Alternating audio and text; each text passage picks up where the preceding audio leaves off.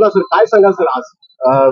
अवयवदान किंवा अंगदान हा अतिशय महत्वाचा परंतु फार चर्चेत नसलेला असा एक इनिशिएटिव्ह असतो. आपण गेल्या काही दिवसांपूर्वी बघितलं, नांदेडमध्ये टोके परिवार आहे, त्यांच्या घरामध्ये एक दुःखद घटना झाली आणि त्यानंतर ज्यांचं निधन झालं होतं त्यांचं ऑर्गन डोनेशन असल्यामुळे त्यांना ग्रीन कॉरिडॉर आपण उपलब्ध करून देऊन ते ऑर्गन ट्रान्सप्लांटची पूर्ण प्रक्रिया झाली होती.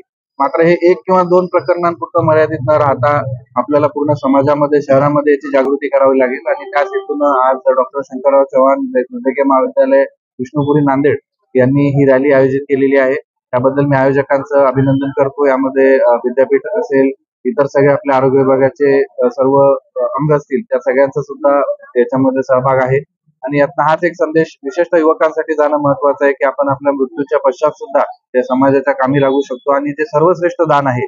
कारण हे ह्युमन ऑर्गन जे आहे ते कुठल्या फॅक्टरीत बनू शकत नाहीत, कुठली आर्टिफिशियल इंटेलिजन्स किंवा कुठलीही 3D प्रिंटिंग तेवढ्या नैसर्गिक पद्धतीचे ऑर्गन्स बनवू शकत नाही.